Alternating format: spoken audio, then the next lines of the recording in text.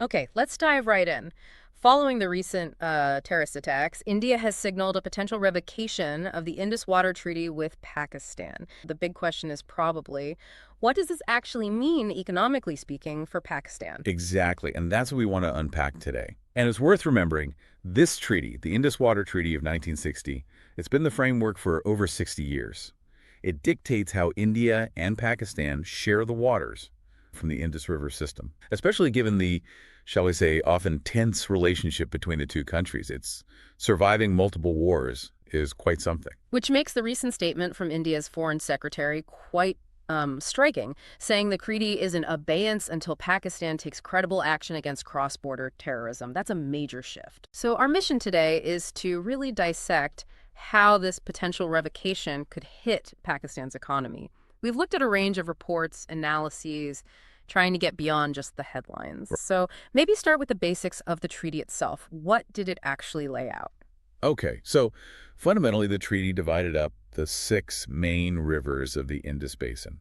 It's kind of simple on the surface. The 3 eastern rivers, Ravi, Bays, and Sutlej, were allocated primarily to India. And the Western rivers. The western rivers, the big ones, Indus, Jhelum, and Chenab, those were allocated mainly for Pakistan's use. And Pakistan's dependence on those Western rivers.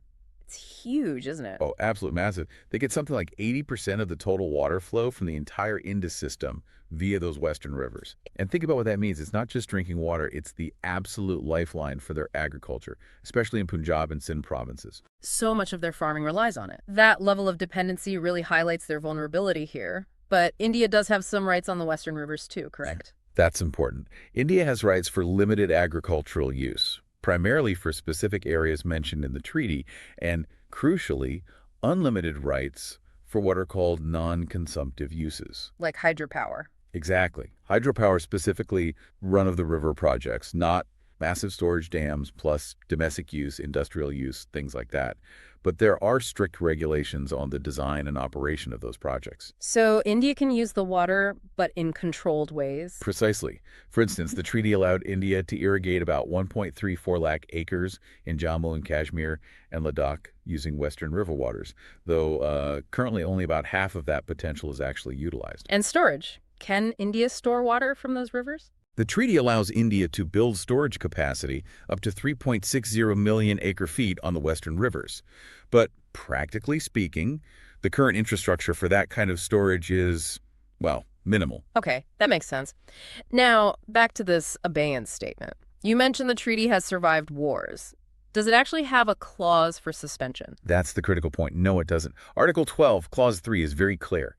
The treaty can only be modified or terminated by another treaty, agreed upon and ratified by both countries. There's no provision for one side just suspending it. So India's move is, well, it's operating outside the treaty's own rules then. It certainly raises significant legal and diplomatic questions about the treaty's future status. Okay. And connecting this back to Pakistan's economy, how deep does this reliance on the Indus waters actually go? It's immense. Some analyses suggest it underpins something like 21% of Pakistan's entire GDP. And think about jobs, maybe 45% of employment is linked to it. Exports, too, around 60%, are dependent on Indus waters in some way. The water sector itself contributes billions of rupees annually. And agriculture is the giant share of that, right? Overwhelmingly. Agriculture uses over 90% of the available canal water. It contributes nearly a quarter of their gross national product. And employment in farming. It employs, depending on the estimate, somewhere between 68 and 80% of the rural labor force and nearly half the national labor force. It's staggering. And most of that farmland is irrigated. Around 80% of their cropped area is irrigated, and about 90% of their total agricultural output comes from that irrigated land, almost entirely dependent on irrigation. So if that water is disrupted, which crops are most vulnerable? We're talking about the absolute staples. Yeah. Wheat, rice, sugarcane, cotton. These 4 crops alone use up nearly 80% of all the irrigation water. Wheat and rice key for food security. Cotton vital for their textile exports. Exactly. A disruption hits right at the core of their economy and food supply. And compounding this vulnerability, I read something about their water storage capacity being quite low. That's another major factor. Pakistan can barely store enough water to cover about 32 days of the average runoff from the Indus Basin. Only 32 days. How does that compare globally? It's extremely low for an arid region. You look at the Colorado River Basin in the U.S. or the Murray-Darling in Australia. They have storage capacities measured in hundreds of days. So they have very little buffer. Very little. Their main dams, Mangla and Tarbela, big as they are, can only store about 10% of Pakistan's annual entitlement under the treaty. This makes them incredibly vulnerable, not just to potential actions by India, but also to climate change impacts, like unpredictable monsoons. Right, no buffer for droughts or floods either.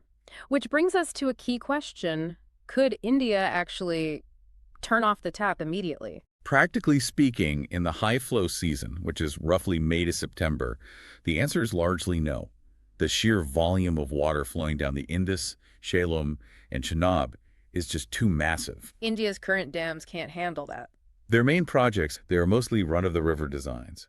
They use the river's flow for power, but have limited storage.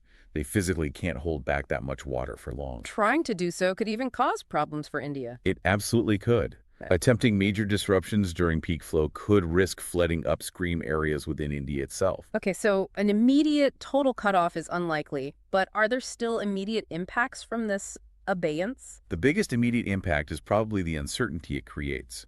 If India stops the regulated releases from its hydro projects, even temporarily, it could disrupt water availability during critical planting or growing seasons in Pakistan. That timing could be crucial. Plus, there's the immediate concern about India potentially suspending the sharing of river flow data or blocking future inspections of its projects, which are part of the treaty mechanism. That hampers Pakistan's ability to plan and manage its water. So immediate disruption to predictability and cooperation. What about the longer-term risks? That's where the picture gets potentially more serious for Pakistan. India could decide to fast-track or even redesign some of its planned or existing hydro projects on the western rivers. This could gradually reduce the amount of surplus water from these rivers that currently flows downstream into Pakistan. How much surplus are we talking about? Estimates vary, but some suggest it's around 9.3 billion cubic meters annually that currently flows unused by India into Pakistan from the eastern rivers. Tapping that would further squeeze Pakistan's overall water availability. And even the existing run-of-the-river dams give India some leverage. Yes, even without large storage, the ability to build and operate these dams gives India a degree of strategic control that could, in theory, temporarily delay water flows at critical times, perhaps as a political signal or pressure tactic. Okay, so let's trace the potential economic fallout in Pakistan. It sounds like a cascade effect. It really does. First and foremost, you have the agricultural shock, with 80% of crops depending on this water. Reduced flows mean lower yields. Potentially significantly lower yields for wheat, rice, cotton, sugarcane. This directly hits GDP, farmer incomes, and crucially, food security. Even a small reduction timed badly, say during wheat sowing season, could have a massive impact on their winter harvest. Which could lead to social unrest too, presumably. Absolutely, especially in rural areas. And it doesn't stop there. If surface water becomes less reliable, which leads to groundwater strain. The Indus Basin aquifer is already the second most overstressed in the world. Water tables are dropping by 4 to 6 millimeters a year. So more pumping makes that worse. Much worse.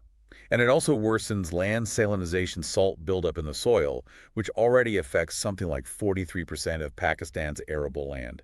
It reduces productivity long term. And energy. You mentioned the dams earlier. Right. The power crisis potential. Tarbela and Mangla dams rely on these river flows. Together, they supply nearly 30% of Pakistan's electricity. Reduced inflows mean less power generation. Which hits industries, homes, everything. Everything. And related to the land issue, less irrigation water can worsen soil degradation through salinity, potentially leading to desertification over time. This must also stir up internal issues within Pakistan. Very likely. Diminished overall water availability could easily reignite interprovincial tensions, especially between Punjab and Sindh, over how the remaining water gets shared under their 1991 water accord. Significant export setbacks are possible. Think basmati rice, textiles made from that Indus-watered cotton.